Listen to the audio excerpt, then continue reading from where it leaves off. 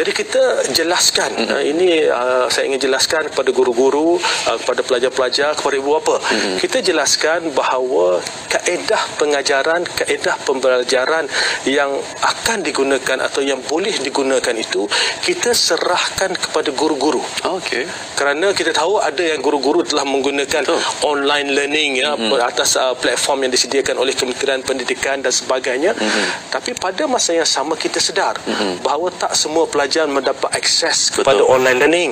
Ya, tak semua pelajar di kawasan luar bandar khususnya mempunyai akses kepada internet.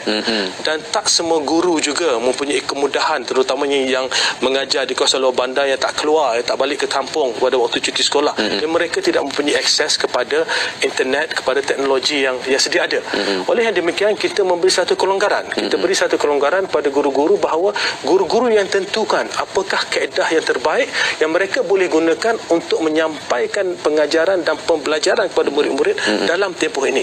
Sebab itu jika kita lihat secara mendalam bagaimana ada guru-guru yang dan pelajar sewaktu cuti sekolah start, PKP masih belum ada. Betul. Jadi ada guru yang tidak bawa balik bahan-bahan mengajar sebagai contoh. Dan ada pelajar-pelajar sekolah asrama penuh, tinggalkan buku-buku teks di asrama. Betul. Itu hakikat. Itu realiti di bawah. Jadi sebab itulah kita bagi kelonggaran pada guru-guru. Kita sedar kekangan yang dihadapi oleh guru-guru bahawa saya tertinggal barang di rumah di Kuala Lumpur. Saya duduk ketereh nak pergi ambil balik tak boleh, polis tak bagi. Jadi kita sedar kekangan itu. Maka oleh yang demikian guru-guru, anak-anak, murid-murid tak perlu risau. Dalam tempoh ini kita sedar kekangan yang ada, kita lakukan apa saja yang terbaik berdasarkan kekangan tersebut. COVID-19 memberi kesan kepada dunia. Banyak sektor yang terjejas, antara dia pelancongan, hiburan, sukan dan ekonomi. Seluruh dunia terjejas. Di Malaysia, kita melaksanakan PKP, Perintah Kawalan Pergerakan, yang mana sekolah terpaksa ditutup. Dan apakah kesan PKP ini terhadap sekolah dan guru-guru di Malaysia? Jom kita dengar.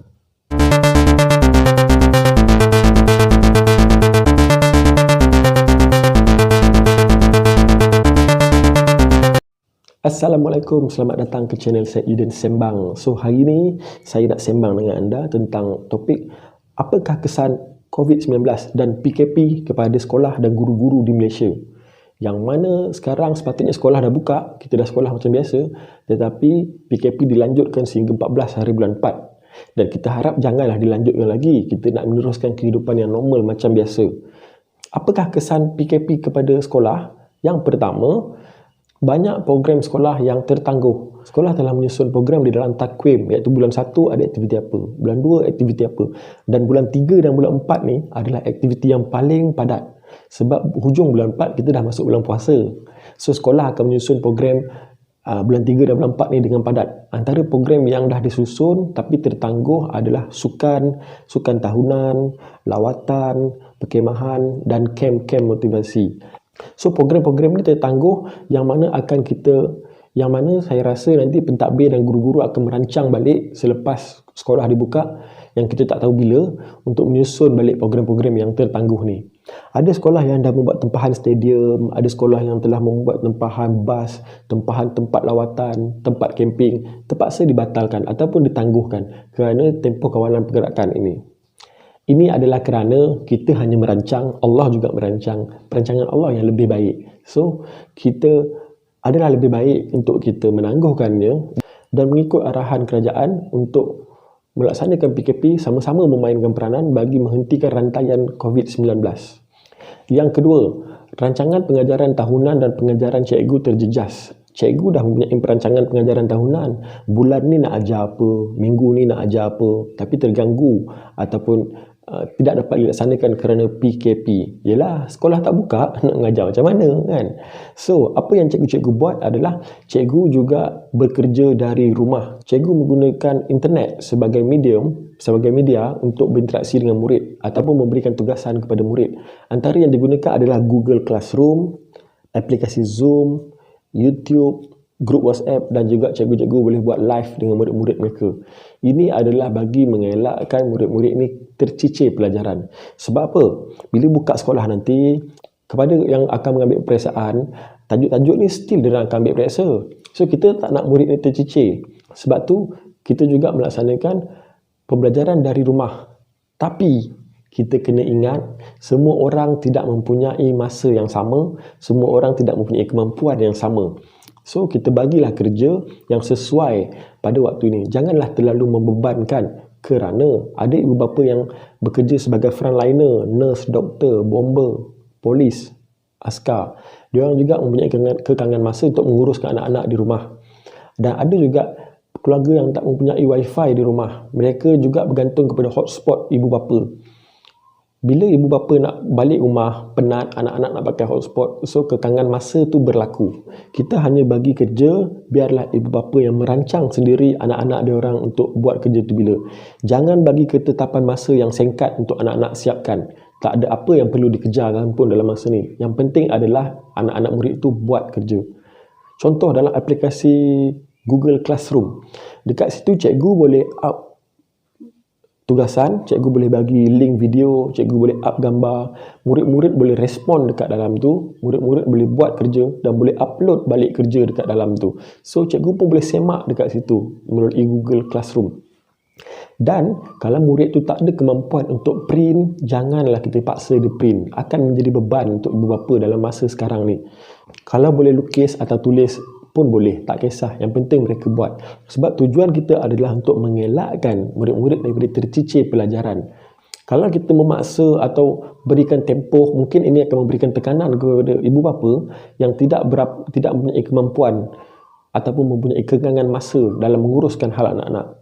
So, kita beri kerja bukan untuk membebankan, tapi kerana kita prihatin dan tak nak anak-anak murid kita tercicir pelajaran.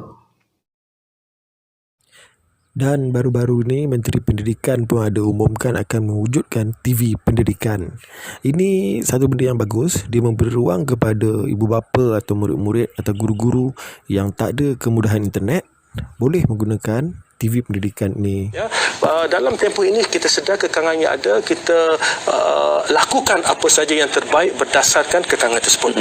Oleh itu saya ingin membawa kepada apa yang kita usahakan bersama Kementerian Komunikasi dan Multimedia, ya, dengan RTM sekali, ya. Kita akan adakan sesi 2 jam TV Pendidikan, ya, yang menekankan kepada pelajar-pelajar yang berada di sekolah di peringkat di tingkatan yang ada peperiksaan, ya. Jadi untuk memberi ruang kepada pelajar-pelajar yang tak ada akses pada internet tapi dapat akses ke TV. Ini akan bermula pada minggu hadapan. Terima kasih kepada KKMM dan RTM kerana bekerjasama dengan kami, dan pertamanya kita akan mulakan 2 jam sehari. Bermula daripada hari Isnin ini di OK Channel. Ya, di OK Channel, di TV OK. Ya. So itu merupakan satu pendekatan yang terus diambil oleh Kementerian Pendidikan dalam memastikan kita berikan seluas mungkin ruang untuk pelajar-pelajar, untuk guru-guru dan ibu bapa. Itu sahaja perkongsian saya untuk kali ini. Diharap kita semua mematuhi PKP ni yang dilanjutkan selama 14 bulan. Kita harap tak naklah dilanjutkan lagi. Kita pun nak menjalani hidup seperti biasa. Kita nak keluar seperti biasa. Dan kepada murid-murid yang bercuti, gunakan masa ini dengan baik. Sebab ada murid yang terutama yang UPSR, sebenarnya banyak program yang ditangguhkan. Sebab ada cikgu-cikgu mungkin nak berbincang soalan, mungkin ada kelas tambahan yang ditangguhkan, mungkin ada kem-kem motivasi yang ditangguhkan, ceramah-ceramah motivasi. Tapi UPSR tetap kena jawab. So, pembelajaran mereka terjejas. So, dengan pembelajaran yang dibuat oleh guru-guru dari rumah ni, dapat membantu mereka sedikit sebanyak. So, kita sama-sama memainkan peranan, stay at home, duduk rumah, jangan engkar arahan PKP. Semoga segalanya cepat selesai dan cepat reda di Malaysia. InsyaAllah. InsyaAllah kita jumpa lagi untuk video akan datang. Terima kasih kepada yang menonton. Kalau ada kebaikan, kita sebarkan supaya kebaikan terus berjalan. InsyaAllah kalau ada apa-apa yang kurang, komen di bawah, berikan feedback kepada saya. Terima kasih kerana menonton. Like, share dan subscribe. Assalamualaikum. Bye-bye.